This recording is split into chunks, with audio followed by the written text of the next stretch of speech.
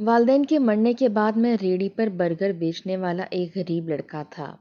جب برسوں کی محنت کے بعد میں نے میڈیکل کا امتحان پاس کر کے ڈاکٹر بننے کا خواب پورا کیا تو سب سے پہلا خیال مجھے اپنی بہن کا آیا، جو شوہر کی تنخواہ سے پیسے چوری کر کے میری پڑھائی کا خرچہ دیتی تھی، اور جب شوہر کو پتہ چلتا تو وہ اسے بہت مارتا۔ میں دل میں شکر گزاری لیے ان کے گھر پہنچا تاکہ بہن کا قرض چکا سکوں، مگر دروازہ کھلتے ہی جو منظر میں نے دیکھا میری روح تک کانپ گئی۔ کالج سے واپس آتے ہی میں نے اپنے کرائے کے ایک کمرے کے مکان میں گیا تھا، بس جلدی سے اپنے کپڑے تبدیل کیے کیونکہ دوپہر کے 2 بج چکے تھے۔ جلدی سے میں نے کپڑے تبدیل کیے، سامان پکڑا اور اپنی برگر والی ریڑھی پر جا کر کھڑا ہو گیا۔ فٹافٹ سے اپنی ریڑھی کی لکڑیوں پر لگے تالے کو کھولا، توا صاف کر کے آگ جلائی۔ یوں تو وہاں موجود جتنے بھی برگر والے تھے اپنا برگر 100 روپے میں بیچتے تھے، لیکن میں 50 میں دیتا تھا۔ 2 لکڑی کے لمبے چوڑے سے سٹول رکھے ہوئے تھے جہاں ایک ساتھ کئی خواتین بیٹھ کر پلیٹ میں برگر کھا سکتی تھیں۔ جس جگہ میرا برگر کا ٹھیلا تھا وہ ایک چھوٹا بازار تھا۔ بازار میں اکثر خواتین شاپنگ کے لیے آتی تھیں اور سب کو ہی میرے برگر بہت پسند تھے۔ ایک تو سستے تھے اور دوسرا چٹنی میں بہت الگ طریقے کی بناتا تھا، اور اصل برگر کے بکنے کی وجہ وہ چٹنی ہی تھی جو میری بہن نے مجھے سکھائی تھی۔ ایک ٹھنڈی آب بھر کر میں نے ایپرن پہنا اور فٹافٹ سے برگر بنانے لگا۔ بہت سی خواتین کا رش لگنے لگا، کہنے لگیں اتنی دیر سے کیوں آئے ہو؟ کب سے تمہاری ریڑھی کے کھلنے کا انتظار کر رہے تھے۔ میں نے کہا شکریہ باجی، پھر وہ مجھے آرڈر دینے لگیں۔ میں برگر لگانے لگا، دیکھتے ہی دیکھتے رش بڑھنے لگا تھا، جیسے وہاں کی خواتین کو میرے آنے کا ہی انتظار تھا۔ پھر تو مجھے شام تک فرصت ہی نہیں ملی، لیکن ہوش میرے اس وقت اڑے جب میں نے اپنے ہی کالج کی چند لڑکیوں کو وہاں دیکھا۔ وہ شاید شاپنگ پر آئی تھیں۔ مجھے دیکھ کر پہلے تو حیران ہوئی، پھر میرے پاس آ گئیں، کہنے لگیں تم جواد ہو نا، میڈیکل کے اسٹوڈنٹ، ہماری ہی کلاس میں پڑھتے ہو، وہی ہو نا تم؟ میں نے اس بات میں سر ہلایا۔ کہنے لگیں ہم تو سوچ بھی نہیں سکتے تھے کہ تم اتنے غریب ہوگے۔ چھی چھی، انہوں نے میرا مذاق اڑایا۔ وہاں کچھ اور خواتین بھی تھیں جن کا میں برگر بنا رہا تھا۔ کہنے لگیں ہمیں پتہ ہوتا کہ تم اتنے غریب ہو ہم تو تم سے بات کرنا بھی ضروری نہ سمجھتے۔ توبہ توبہ، لوگ بھی کیسے ہیں؟ ارے اگر تمہاری حیثیت نہیں تھی تو کیا ضرورت تھی میڈیکل میں داخلہ لینے کی؟ دیکھو تم ڈاکٹر کبھی نہیں بن سکتے، ہمیشہ تمہیں یہاں بیٹھ کر برگر ہی بنانے پڑیں گے۔ بڑا نخوت سے بھرا لہجہ تھا۔ وہاں بیٹھی خواتین ان لڑکیوں کو دیکھنے لگیں، کہنے لگیں کیا تم اسے جانتی ہو؟ وہ کہنے لگی ہاں، ہمارے کالج میں پڑھتا ہے، بہت شوق ہے بیچارے کو ڈاکٹر بننے کا۔ ارے کبھی برگر والے بھی ڈاکٹر بنے ہیں؟ یہ کہہ کر وہ ہنسنے لگی۔ یہ سن کر میرے ماتھے پر بل پڑے تھے، لیکن میں چپ رہا۔ دوسری لڑکی کہنے لگی بیچارہ اپنی فیس بھرنے کے لیے برگر بیچ رہا ہے، ایسا کرتے ہیں اس سے ہم بھی برگر خرید لیتے ہیں، اس کار خیر میں ہمارا بھی حصہ بن جائے گا۔ اس کا انداز بھی مذاق اڑانے والا تھا۔ پھر کہنے لگی ایسا کرو 2 برگر بنا دو۔ میں نے بڑی خاموشی سے 2 برگر بنا دیے۔ اس نے 100 کی بجائے مجھے 500 روپے پکڑا دیے۔ کہنے لگی رکھ لو، تمہاری فیس بھرنے کے کام آ جائیں گے۔ میں نے کہا نہیں رہنے دیں، میں صرف اپنی محنت کے پیسے لیتا ہوں۔ میں نے باقی 400 روپے اسے واپس دے دیے۔ وہ لوگ برگر کھا کے جا چکے تھے، لیکن وہاں بیٹھی خواتین مجھے عجیب نظروں سے دیکھنے لگیں۔ شاید وہ بھی یہی سمجھتی تھیں کہ ریڑھی پر برگر بیچنے والا کبھی ڈاکٹر نہیں بن سکتا۔ رات کو تھکا ماندہ میں گھر پہنچا تھا۔ بھوک لگتی تھی تو وہیں برگر کھا لیتا تھا۔ آتے ہی میں نے سامان ایک طرف رکھا، مٹی کے گھڑے سے پانی پیا، چولہا جلایا اور بڑے سے پتیلے میں چنے کی دال اور تھوڑی سی مرغی اور مسالہ ڈال کر چڑھا دی۔ مجھے رات کو ہی شامی کباب بنانے پڑتے تھے۔ آج تھکن پہلے سے بہت زیادہ لگ رہی تھی۔ کاش کہ وہ لڑکیاں مجھے نہ دیکھتیں، میری عزت کا ایک پردہ تھا وہ قائم رہتا۔ میری آنکھوں سے پتہ نہیں کب آنسو بہنے لگے تھے۔ اگر میں پاکستان کے علاوہ کسی بیرون ملک میں ہوتا اور یہ کام کر رہا ہوتا تو لوگ مجھے سراہتے، میری تعریف کرتے، لیکن یہ پاکستان ہے، یہاں صرف طنز کیا جاتا ہے، حوصلے پست کیے جاتے ہیں کہ تم غریب ہو، اس لیے غریب ہی رہو گے۔ برگر والے کے بیٹے ہو تو برگر والے ہی بن کر زندگی گزارو گے۔ بہرحال چنے کی دال کا مسالہ تیار ہو چکا تھا۔ میں نے ٹکیاں بنائیں، ایک پرانا سا فریج تھا میرے پاس اور وہاں رکھ دیں۔ پھر اپنی کتابیں لے کر بیٹھ گیا۔ ویسے تو میں جلدی ہی سب کچھ پڑھ لیتا تھا، یاد کر لیتا تھا، لیکن آج دماغ کام نہیں کر رہا تھا۔ گھر آتے ہی اپنے ٹیچر کے دیے گئے لیکچر کو میں دوبارہ سے دہراتا تھا، اس لیے اچھا ذہن نشین ہو جاتا تھا۔ لیکن آج ان لڑکیوں کی تمسخرانہ کہکے مجھے اپنے کانوں میں گونجتے ہوئے سنائی دے رہے تھے، جیسے وہ میرا مذاق اڑا رہی ہوں۔ بہرحال میں نے پھر بھی اپنے تمام لیکچر دہرائے تھے، کتابیں دوبارہ سے ایک طرف رکھ دیں، سونے کی کوشش کرنے لگا۔ پتہ نہیں رات کو کب میری آنکھ لگی۔ صبح جلدی سے اٹھا، تیار ہوا اور کالج چلا گیا۔ لیکن جیسے ہی کلاس کے اندر داخل ہوا تو وہ لڑکی دوسرے اسٹوڈنٹس کو میری طرف اشارہ کر کے رازداری میں کچھ کہہ رہی تھی۔ کافی اسٹوڈنٹ مجھے دیکھ کر مسکرا رہے تھے۔ میں چپ چاپ ایک کونے کے بینچ پر جا کر بیٹھ گیا۔ ایک لڑکے کی آواز پہنچی، برگر والے، چنے کی دال کا برگر، چکن کا برگر، بیف برگر، سب کچھ میری برگر والی ریڑھی پر ملے گا۔ باجی ایک بار کھاؤ گی تو بار بار آؤ گی۔ اس کی بات سن کر پوری کلاس ہنسنے لگی۔ میری آنکھوں سے آنسو چھلکے تھے۔ میں نے اپنے ہاتھ کی پشت سے انہیں صاف کیا تو وہی لڑکی کہنے لگی، او ہو، رونا آ رہا ہے برگر بوائے کو۔ پھر پوری کلاس کے بچوں سے کہنے لگی، دیکھو بھائی، اسے کچھ مت کہنا، آخر کل کو ہمارے مستقبل کا سرجن اور ڈاکٹر ہے یہ لڑکا۔ کیا ہوا جو آج برگر بیچ رہا ہے؟ ویسے سوچنے والی بات ہے، ڈاکٹر تو کہتے ہیں باہر کی چیزیں مت کھاؤ، ریڑھی والے برگر نہیں کھاؤ، تو یہ لڑکا کیسے برگر بیچ کر ڈاکٹر بن سکتا ہے؟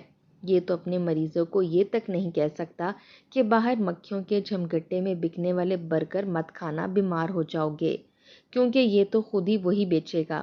اس کی بات سن کر سب لوگ میرا مذاق اڑانے لگے۔ اسی وقت پروفیسر کلاس میں آ چکے تھے۔ سب بچے چپ ہو گئے۔ لیکچر کے دوران جب پروفیسر نے سوالات پوچھے تو زیادہ تر جواب میں نے ہی دیے تھے۔ اپنی کلاس کے بچوں کی باتوں کا دکھ تو مجھے بہت تھا، لیکن میں نے ہمت نہیں ہاری۔ میری کلاس نے مجھے برگر بوائے کے نام سے مشہور کر دیا تھا۔ کبھی کہتے، یار تم خالی ہاتھ کیوں آ جاتے ہو، ہمارے لیے بھی برگر لے آیا کرو، ہم تمہیں اچھے پیسے دیں گے۔ میں کسی بات کا کوئی جواب نہیں دیتا تھا۔ میں پوری کلاس میں بلکہ اب تو پورے کالج میں مذاق کا نشانہ بننے لگا تھا۔ ایک بار تو میرا دل اتنا دل برداشتہ ہو گیا کہ ان لڑکے لڑکیوں کی باتیں سن سن کر میں کالج کی چھت پر چلا گیا۔ جی چاہا کہ اپنے آپ کو جان سے مار ڈالوں۔ میں کالج کی چھت پر کھڑا تھا، نیچے دیکھا تو سب اسٹوڈنٹ چھوٹے چھوٹے نظر آ رہے تھے۔ اتنی اونچی عمارت سے نیچے دیکھنے پر مجھے چکر سے آنے لگے۔ میں نے آنسو صاف کیے کہ غریب ہونا، برگر والا ہونا یا برگر والے کا بیٹا ہونا میرا اتنا بڑا قصور تھا کہ میں میڈیکل نہیں پڑھ سکتا۔ میں وقت پر فیس دیتا تھا، پڑھائی میں بھی اچھا تھا، میرے پروفیسر میری تعریف کرتے تھے۔ اب بس یہ دل میں ڈر تھا کہ اگر پروفیسرز کو پتہ چل گیا کہیں وہ بھی میرا مذاق نہ اڑائیں۔ میں نے آنکھیں بند کیں اور چھت کی منڈیر پر دونوں پاؤں باہر کی جانب رکھ کر بیٹھ گیا۔ تبھی میری آنکھوں کے سامنے میرے بوڑھے باپ کا چہرہ نظر آیا، جھریوں سے بھرا ہوا۔ دیکھ بیٹا، میرا خواب ضرور پورا کرنا، لوگوں کی باتوں پر توجہ نہ دینا۔ میں چاہتا ہوں کہ تم ڈاکٹر بنو، ایک کامیاب ڈاکٹر بنو، اپنی پہچان الگ بناؤ۔ ضروری نہیں کہ تمہارا دادا برگر والا تھا، تمہارا باپ برگر والا تھا تو تم بھی یہی بنو گے۔ جب تک میرے والد زندہ تھے انہوں نے کبھی مجھے اپنی برگر والی ریڑھی کے پاس کھڑے ہونے بھی نہیں دیا تھا، حالانکہ میں 12 سال کا تھا۔ میں کہتا تھا کہ لائیں ابا، میں آپ کی مدد کر دیتا ہوں، پیاز ٹماٹر کاٹ دیتا ہوں، چٹنی بنا دیتا ہوں، لیکن وہ مجھے منع کر دیتے تھے، کہتے تھے کہ تم ڈاکٹر بنو گے، بس پڑھائی پر توجہ دو۔ لیکن ایک روڈ ایکسیڈنٹ میں ان کی ریڑھ کی ہڈی ٹوٹ گئی تھی، وہ بستر پر پڑے رہتے تھے، تبھی مجھے ابا کی جگہ پر برگر لگانے پڑے۔ والدہ پہلے ہی حیات نہ تھیں اور بڑی بہن مجھے سارا سامان تیار کر کے دیتی تھی، چٹنی بھی وہ بنا کر دیتی تھی۔ بہن کا گھر ہمارے گھر کے بالکل برابر تھا۔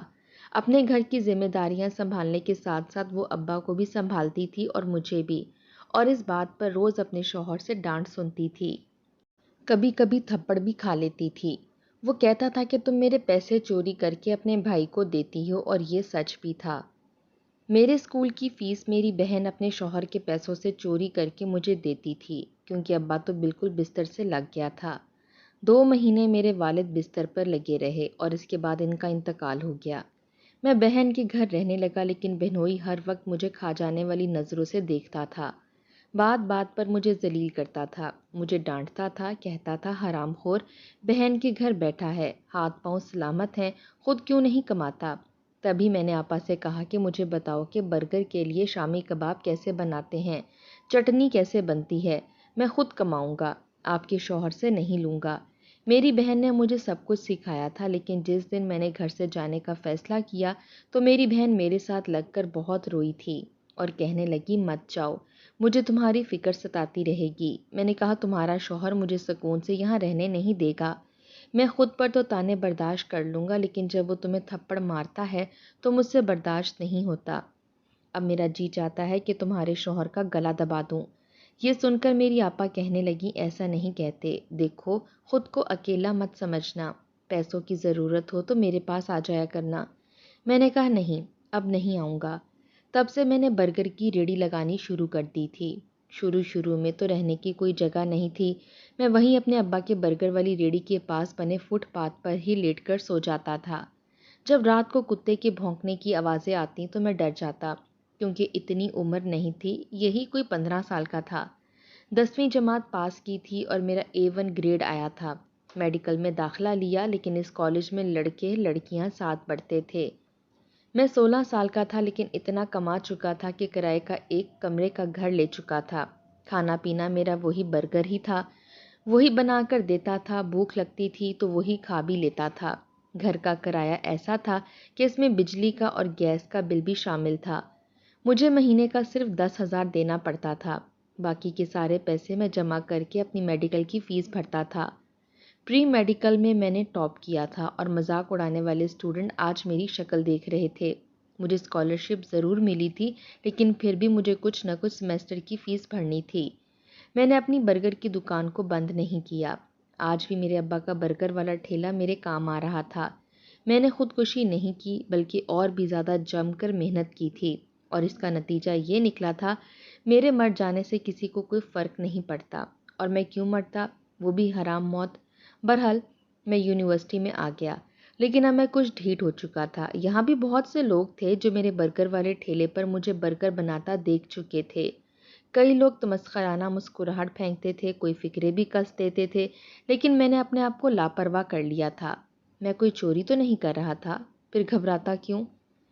میں نے لوگوں کے مذاق کو کبھی بھی سنجیدگی سے نہیں لیا، بس اپنی محنت کرتا چلا گیا۔ کئی بار دل میں آتا کہ آپا سے ملنا چلے جاؤں، لیکن میرے قدم ساتھ نہیں دیتے تھے، کیونکہ بہنوئی کی چپتی نظریں مجھ پر پڑتیں۔ انہیں لگتا تھا کہ وہ مجھ پر احسان کر رہے ہیں، اور میں ان کے احسان کے نیچے دب کر ان کے گھر جانا نہیں چاہتا تھا۔ اس لیے سوچ چکا تھا کہ جب ڈاکٹر بن جاؤں گا، پیسے کماؤں گا، تو اپنے بہنوئی کے سارے پیسے انہیں واپس دینے ضرور جاؤں گا، تاکہ آپا ان کے سامنے شرمندگی سے نظریں نہ جھکائیں۔ مجھے آپا کبھی کبھی بہت یاد آتی تھیں، وہ میرا بہت خیال رکھتی تھیں۔ کبھی کبھی تو میرے بہنوئی میرے آپا کو بس اتنا ہی راشن لا کر دیتے تھے جس میں 2 افراد کھا سکیں، کیونکہ میری آپا کی کوئی اولاد نہیں تھی۔ میرے بہنوئی کہتے تھے کہ زیادہ کھانا لا کر دوں گا تو تم اپنے باپ اور اپنے بھائی کو کھانے میں شامل کر لو گی۔ میں اپنے لیے محنت کرتا ہوں یا تمہارے لیے؟ تمہارے بھائی کے لیے محنت نہیں کرتا، اس کے ہاتھ پاؤں ٹوٹے نہیں ہیں جو وہ کما نہیں سکتا، لیکن پھر بھی میری بہن اپنے حصے کی روٹی اور سالن مجھے دیتی تھی، کہتی تھی تم رات بھر پڑھائی کرتے ہو، یہ کھا لو۔ میں کہتا میں کیوں کھاؤں، آپ کا شوہر باتیں سناتا ہے، یہ کھانا آپ کھا لو۔ وہ کہتی کہ تم ان کی باتوں کا برا مت بناؤ، تم یہ کھاؤ گے تو مجھے چین سے نیند آ جائے گی۔ آپا نے زبردستی نوالے توڑ کر میرے منہ میں ڈالے تھے۔ ایک دیوار تھی ہمارے بیچ، اسی کی منڈیر پر پلیٹ رکھ کر وہ مجھے کھانا کھلاتی، مجھے پیار کرتی تھیں، پھر اپنے صحن میں چلی جاتی تھیں۔ کبھی دودھ کا گلاس مجھے دے دیتی کہ فٹافٹ پی لو، میں کہوں گی کہ میں نے پیا ہے، اور مجھے یہ سب بہت برا لگتا تھا۔ بھائی ہو کر بہن کو دینے کی بجائے میں بہن سے لے رہا تھا، لیکن میں کم عمر تھا، چھوٹا تھا، اس وقت اس قابل نہیں تھا کہ بہن کو دے سکتا۔ وقت یوں ہی گزرنے لگا۔ آپا کی یاد کبھی بڑی شدت سے آتی تھی، جی چاہتا تھا کہ بس اپنی آپا کے پاس چلا جاؤں، ان کے ساتھ لگ جاؤں۔ ایک وہی تو رشتہ تھا میرے پاس، میرا اپنا، میرا سگا رشتہ، میری بہن کا تھا۔ میرا MBBS کا آخری سال تھا اور اس کے بعد ہاؤس جاب تھی۔ میں نے بڑے اچھے نمبر سے MBBS پاس کیا تھا۔ میں بے تحاشا خوش تھا۔ اس دن میں نے غریبوں کو مفت برگر بنا کر دیے تھے۔ اپنے باپ کی قبر پر بھی گیا تھا، یہ دکھانے کے لیے کہ میں نے ان کا خواب پورا کر دیا۔ پھوٹ پھوٹ کر ان کی قبر پر وہاں رویا تھا۔ اگر وہ زندہ ہوتے تو کتنے خوش ہوتے، مجھے کتنی دعائیں دیتے۔ تب بھی دل چاہا کہ آپا کے پاس چلا جاؤں، لیکن پتہ نہیں کیوں ہمت نہیں کر پایا۔ میری ہاؤس جاب شروع ہو گئی۔ میں اپنی ڈیوٹی میں ذرا بھی کوتاہی نہیں کرتا تھا۔ مریض کو ایک تجربہ سمجھ کر ٹریٹ نہیں کرتا تھا بلکہ انسان سمجھتا تھا۔ زیادہ تر میری رات کی ڈیوٹی ہوتی تھی۔ رات کی ڈیوٹی دینے کے بعد صبح میں آ کر سو جاتا، کیونکہ شام کو ابھی بھی میں برگر بیچتا تھا۔ ابھی میری اتنی انکم نہیں تھی کہ میں برگر کا کام چھوڑتا، اور برگر کا کام میرا بہت اچھا خاصا چل رہا تھا۔ اب تو مجھے فیس بھی نہیں بھرنی ہوتی تھی، اس لیے وہ سارے پیسے میں اپنے پاس جمع کرتا رہتا۔ میرے سینئر ڈاکٹر مجھ سے بہت خوش تھے، کہتے تھے ایک دن تم بہت بڑے کامیاب ڈاکٹر بنو گے۔ ایک بار میں نے اسی لڑکی کو دیکھا جو میرا مذاق اڑایا کرتی تھی، مجھ پر تمسخر اڑایا کرتی تھی۔ شاید وہ بھی ہاؤس جاب کرنے کے لیے آئی تھی۔ جب میرے سینئر میرے ہی ساتھ میں MBBS کرنے والے اسٹوڈنٹ سے یہ کہتے کہ جواد کو ہی دیکھ لو، کتنے کم عرصے میں اس نے کتنا تجربہ حاصل کر لیا ہے، مریض کو دیکھ کر اس کو سمجھ جاتا ہے کہ اس کو توجہ کی کتنی ضرورت ہے، تو میرے ساتھی ڈاکٹر مجھے حسد سے دیکھتے تھے، کہتے تھے ڈاکٹرز کو تو بس تم ہی نظر آتے ہو، تمہاری ہی کوشش نظر آتی ہے۔ میں نے دیکھا وہ لڑکی مجھ سے بات کرنے کی کوشش کرتی تھی، لیکن میں نے کبھی اس کی بات کا جواب نہیں دیا۔ ایک بار کہنے لگی، میں تم سے معافی مانگنا چاہتی ہوں، میں نے تمہارا بہت دل دکھایا، تمہارا بہت مذاق اڑایا۔ میں نے کہا کوئی بات نہیں، مجھے یاد بھی نہیں کہ ایسا کب ہوا، حالانکہ مجھے یاد تھا۔ ایسی باتیں انسان کبھی نہیں بھولتا، میں وہ سب کیسے بھول سکتا تھا۔ ایک بار کہنے لگی، مجھے اپنے دوست کی شادی پر جانا ہے، کیا آپ میرے حصے کی ڈیوٹی دے سکتے ہیں؟ شاید مطلبی لوگ ایسے ہی ہوتے ہیں۔ میں نے پوری رات کی ڈیوٹی دی تھی اور دن کی ڈیوٹی اس لڑکی کی تھی جو اسے دوپہر تک دینی تھی۔ میں نے کہا ٹھیک ہے، میں آپ کی ڈیوٹی دے دوں گا، آپ جائیں۔ وہ خوش ہو کر وہاں سے چلی گئی۔ میں نے دن کی ڈیوٹی بھی دی، شام کو اپنے برگر والی دکان پر آ گیا، لیکن میرا سر درد سے پھٹ رہا تھا، مجھے بخار ہو گیا تھا، لیکن رات میں ڈیوٹی پر پہنچ گیا۔ میرے سینئر ڈاکٹر کہنے لگے دن میں آرام کر لیتے، میں نے کہا کوئی بات نہیں سر، میں ٹھیک ہوں۔ میں نے 2 پیناڈول کی گولیاں کھائیں اور پھر سے اپنی ڈیوٹی پر لگ گیا۔ مجھے جاگتے ہوئے 24 گھنٹے ہو چکے تھے۔ صبح تک میری آنکھیں سرخ تھیں، میری آنکھیں نیند سے بوجھل تھیں۔ جب وہ لڑکی آئی اور کہنے لگی میری وجہ سے آپ کو ڈبل ڈیوٹی دینی پڑی، میں نے کہا کوئی بات نہیں، یہ کہہ کر میں واپس گھر آ گیا۔ لیکن جب گھر آیا تو اپنے ہی گھر کو دیکھ کر میرا دماغ ٹھنکا تھا۔ میرا گھر بالکل صاف ستھرا تھا، لگ رہا تھا جیسے کسی نے گھر میں صاف صفائی کی ہے۔ میرے صحن کو جو بہت ہی چھوٹا سا تھا، اور وہیں کونے میں ایک کچن تھا اور ایک ہی چھوٹا سا کمرہ تھا۔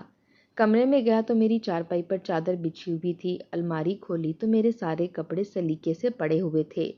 کچن میں کھانا بھی پکا ہوا تھا، حالانکہ کھانا تو میں کھاتا ہی نہیں تھا۔ میں گھر سے باہر آیا تو پڑوس والی خالہ سے پوچھا کہ میرے گھر کون آیا تھا۔ کہنے لگی پتہ نہیں، کوئی لڑکی آئی تھی، وائٹ کوٹ پہن رکھا تھا۔ مجھ سے کہنے لگی کہ تمہاری کزن ہے، گھر کی چابی دے دوں؟ میں نے دے دی۔ کیوں، کیا ہوا؟ کیا تمہاری کزن نہیں تھی؟ میں نے پڑوس کی خالہ کو کوئی جواب نہیں دیا۔ گھر آ کر کھانا کھایا تو کھانا کافی مزے کا تھا۔ کھانا کھا کر میں سو گیا۔ شام کو اٹھا، اپنے برگر والے ٹھیلے پر چلا گیا جہاں گاہک میرے انتظار میں تھے۔ جلدی سے برگر بنائے، رات کو ڈیوٹی دینی تھی۔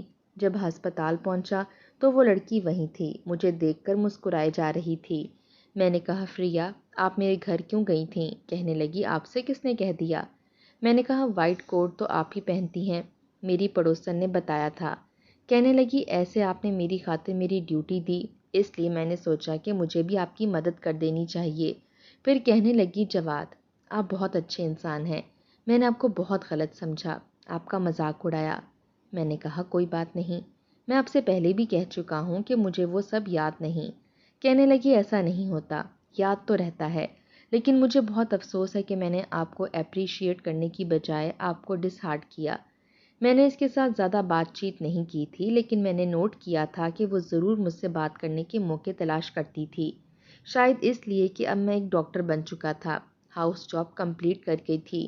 میں اب یہ سوچ رہا تھا کہ برگر کا ٹھیلا کسی ضرورت مند کو دے دوں۔ آج میرے پاس اتنے پیسے تھے کہ آپا کا قرضہ اتار سکتا تھا، اسی لیے تو میں نے سارے پیسے اکٹھے کیے تھے، بلکہ اس سے کئی گنا زیادہ پیسے لے کر میں آپا کے گھر چلا گیا۔ دروازہ بند تھا، دروازہ کھٹکھٹایا تو آپا کی آواز سن کر میرا دل تڑپ کر رہ گیا۔ دروازہ کھول کر دیکھا تو آپا کھانس رہی تھیں، آنکھوں کے گرد گہرے حلقے تھے، ایسا لگ رہا تھا جیسے مدتوں سے بیمار ہوں۔ میں نے کہا آپا آپ کو کیا ہوا ہے؟ وہ مجھے دیکھ کر مجھے سینے سے لگا کر رونے لگیں، کہنے لگیں اب یاد آئی ہے تمہیں بہن کی؟ تم نے اچھا نہیں کیا، بہت تڑپایا اپنی بہن کو۔ وہ روئے جا رہی تھیں، میں نے ان کا ماتھا چوما، ان کے ساتھ لگا رہا، ان کے آنسو صاف کرتا رہا۔ ایک پرانی سی چارپائی تھی جو پڑی ہوئی تھی، گھر بالکل خالی تھا۔ میں نے کہا امجد بھائی کہاں ہیں؟ وہ کہنے لگی انہوں نے مجھے چھوڑ کر دوسری شادی کر لی، اس لیے اپنی بیوی کے ساتھ کسی اور گھر میں رہتا ہے۔ بس مجھے اتنا خرچہ دے جاتا ہے کہ میں زندہ رہ سکوں، اسے اولاد چاہیے تھی اور میں اسے اولاد نہیں دے سکی۔ یہ کہہ کے وہ پھوٹ پھوٹ کر رونے لگیں۔ وہ کہنے لگیں تم بہت یاد آتے تھے۔ میں نے کہا میں تو ان کا قرضہ واپس کرنے آیا تھا۔ کہنے لگیں کیسا قرضہ؟ میں نے کہا وہی آپا جو آپ مجھے دیتی تھیں میرے اسکول کی فیس کے لیے۔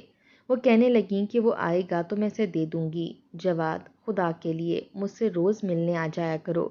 میں نے کہا روز ملنے کیوں؟ میں تو آپ کو لینے آیا ہوں۔ میں نے ایک اچھا فلیٹ کرائے پر خرید لیا ہے۔ میں تو ملنے آیا تھا، لیکن مجھے نہیں پتا تھا کہ امجد بھائی اتنے خود غرض نکلیں گے۔ آپ میرے ساتھ چلیں۔ میں اپنی بہن کو لے کر فلیٹ میں آیا، جہاں پر ہر سہولت موجود تھی۔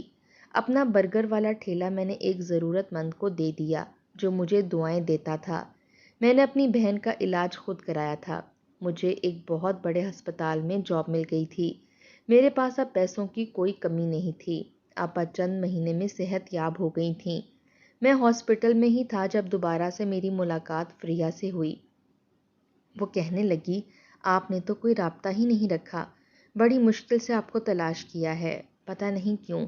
مجھے اس کی باتیں بڑی عجیب لگتی تھیں۔ میں نے کہا آپ مجھے تلاش کر ہی کیوں رہی تھیں؟ مجھے تو نہیں یاد کہ میں نے آپ کا کوئی قرضہ دینا ہے۔ میری بات پر وہ ہنسنے لگی، کہنے لگی آپ نے اپنا پرانا گھر بھی چھوڑ دیا، میں کئی بار وہاں گئی، آپ کی پڑوسن سے پوچھا بھی کہ آپ کہاں گئے ہیں۔ وہ کہنے لگی پتہ نہیں، کم از کم مجھے بتا کر ہی چلے جاتے۔ آپ نے تو اپنا فون نمبر تک مجھے نہیں دیا۔ میں نے کہا مجھے کبھی ضرورت ہی نہیں پڑی، آپ میرا فون نمبر لے کر کیا کریں گی، یا میں آپ کو اپنے گھر کا پتہ کیوں بتاتا؟ وہ کہنے لگی تاکہ رابطہ رکھ سکیں، ہماری ایک ہی لائن ہے، آپ بھی ڈاکٹر ہیں اور میں بھی۔ میں نے کہا لیکن مجھے تو آپ کی ضرورت نہیں ہے۔ میری بات سن کر اس کی آنکھوں میں موٹے موٹے آنسو نظر آئے تھے اور مجھے اس کی آنسوؤں کی وجہ سمجھ نہیں آ رہی تھی۔ کہنے لگی آپ نے مجھے معاف نہیں کیا۔ میں نے کہا آپ پھر سے وہی بات کرنے لگی ہیں، اتنے سال ہو گئے ہیں اس بات کو، آپ کیوں بار بار اس واقعے کو یاد کر کے معافیاں مانگتی رہتی ہیں جسے میں بھول چکا ہوں؟ وہ کہنے لگی معاف کیا ہوتا تو آپ مجھ سے اتنا روڈلی بات نہیں کرتے۔ میں نے کئی بار کوشش کی کہ آپ کا رویہ مجھ سے ٹھیک ہو جائے، لیکن آپ شاید اس واقعے کو بھولے ہی نہیں ہیں، ورنہ مجھ سے ٹھیک سے بات کرتے۔ میں نے کہا دیکھیں مس فریہ، میں ایسے ہی بات کرتا ہوں، مجھے زیادہ فری ہو کر لڑکیوں سے بات کرنے کی عادت نہیں ہے، میں نے کبھی کسی لڑکی سے فری ہو کر بات نہیں کی۔ کہنے لگی میں جانتی ہوں آپ بہت شریف ہیں، لیکن آپ کو کچھ تو اندازہ ہو جانا چاہیے تھا کہ ایک لڑکی کیوں بار بار آپ سے بات کرنا چاہتی ہے، کیوں آپ کے گھر جا کر آپ کے گھر کی صفائی کر کے آئی تھی، آپ کے لیے کھانا بنا کر آئی تھی۔ انسان اتنا بھی تو بے حس نہیں ہوتا، اتنا تو سمجھ سکتا ہے میں آپ کو پسند کرنے لگی ہوں جواد۔ میں چاہتی ہوں کہ آپ میرے والدین سے میرے لیے رشتے کی بات کریں، حالانکہ یہ بات آپ کو کہنی چاہیے تھی، لیکن مجبوراً مجھے کہنی پڑ رہی ہے۔ کیا آپ مجھے اپنی زندگی میں شامل کریں گے؟ مجھے شاید اپنے کانوں پر یقین نہیں آ رہا تھا، وہ ایسا کیوں چاہتی تھی؟ میں نے کہا مجھے اعتراض نہیں ہوگا، لیکن کیا آپ کے گھر والے ایک برگر والے کو اپنی بیٹی دینا پسند کریں گے؟ میری بات پر اس نے برجستہ میری طرف دیکھا۔ میں نے کہا میں جدی پشتی ڈاکٹر نہیں، نہ ہی امیر۔ آپ کے گھر والے جب میرے بیک گراؤنڈ کے بارے میں جاننے کی کوشش کریں گے تو میں جھوٹ نہیں بولوں گا۔ میرا دادا بھی برگر والا تھا، میرا باپ بھی برگر والا تھا، اور میں نے بھی ڈاکٹری کی ڈگری برگر بیچ کر ہی حاصل کی ہے۔ کل کو آپ کو میرے ساتھ چلنے میں مشکل نہ پیش آ جائے، کیونکہ بہت سے لوگ مجھے ابھی بھی برگر والا کہہ کر پکارتے ہیں۔ جو مجھے اس حوالے سے جانتے ہیں، ہو سکتا ہے کل کو آپ کو بھی برگر والے کی بیوی کہہ کر پکاریں، تب آپ کو شرمندگی محسوس ہوگی۔ فریہ، آپ اچھی طرح سوچ لیں، میری اس پہچان کے ساتھ آپ کو میرا ساتھ قبول ہے تو میں رشتہ مانگ لیتا ہوں۔ وہ میری بات سن کر گمسم مجھے دیکھے جا رہی تھی، لیکن میں رکا نہیں، وہاں سے چلا گیا۔ سامنے دیکھا تو میرا بہنوئی ڈاکٹر سے لڑ رہا تھا کہ یہ رپورٹیں جھوٹی ہیں، میں باپ بن سکتا ہوں، ہو سکتا ہے میری یہ بیوی بھی بانجھ ہو۔ اور وہ ڈاکٹر کہہ رہی تھی کہ جی نہیں، آپ کی بیوی میں کوئی عیب نہیں ہے، آپ ہی اس قابل نہیں کہ بچہ پیدا کر سکیں۔ لیکن شاید یہ بات اس کی مردانگی کو برداشت نہیں تھی۔ وہ کہنے لگا ایسا نہیں ہے، میں بالکل ٹھیک ہوں، بالکل فٹ ہوں، لیکن ڈاکٹر سے یہی کہہ رہی تھی کہ آپ کبھی بھی باپ نہیں بن سکتے۔ میں یہ سوچ رہا تھا کہ یہ وہی بہنوئی ہے جس نے میری بہن کو اولاد کی خاطر چھوڑ دیا اور آج اولاد سے ہی محروم ہے۔ میں گھر واپس آ گیا تھا۔ میری بہن کہنے لگی مجھے تمہارے لیے ایک لڑکی پسند آئی ہے، بہت اچھی ہے، خدمت گزار ہے، نیک ہے، لیکن بس غریب ہے۔ میں نے کہا تو میں کون سا امیر ہوں، مجھے اپنی پہچان اور اپنے باپ دادا کی پہچان پر شرمندگی نہیں ہے۔ آپا، آپ رشتہ طے کر دیں۔ میری شادی مریم سے ہو گئی۔ وہ واقعی بہت اچھی لڑکی تھی، میرا بہت خیال رکھتی تھی۔ اس بات کو 5 سال گزر گئے۔ 5 سال بعد میں اپنی گاڑی میں مریم اور اپنے دونوں بچوں کو آپا کے ساتھ اسی برگر والے ٹھیلے پر لے کر گیا، انہیں برگر کھلانے کے لیے۔ تبھی میں نے وہاں پر فریحہ کو دیکھا تھا، جو وہاں بیٹھی برگر کھا رہی تھی۔ مجھے مریم کے ساتھ دیکھ کر پتہ نہیں کیوں اس کی آنکھوں میں حیرت در آئی تھی۔ اس بار میں اس کے پاس آیا تھا، مریم کا ہاتھ پکڑ کر اسے بھی ساتھ لے کر آیا تھا۔ میں نے کہا doctor Fariha, meet my wife Maryam. یہ سن کر بامشکل اس کے چہرے پر مسکراہٹ آئی تھی۔ اس نے مریم سے ہاتھ ملایا اور پھر اپنی آنکھوں سے آنسو صاف کر کے وہاں سے چلی گئی۔ لیکن مجھے افسوس نہیں تھا، شاید اس کی بات سچ تھی۔ میں اس واقعے کو کبھی نہیں بھولا تھا جس نے مجھے خودکشی کرنے پر مجبور کر دیا تھا۔ شاید آپ کو یہ بات بری لگے، شاید بہت لوگوں کو یہ لگے کہ مجھے دل صاف کر کے فریہ سے شادی کر لینی چاہیے تھی، لیکن اگر اس کے دل میں سچ مچ میری محبت ہوتی تو وہ اس دن مجھے روک لیتی، مجھے کہتی کہ مجھے کوئی فرق نہیں پڑتا کہ تم برگر بیچتے تھے یا کیا کرتے تھے۔ اگر اسے مجھے واقعی محبت ہوتی تو میرے ماضی سے اسے فرق نہ پڑتا، لیکن اسے شاید ڈاکٹر جواد سے غرض تھا۔ آپ کا کیا خیال ہے کہ میں نے ٹھیک کیا؟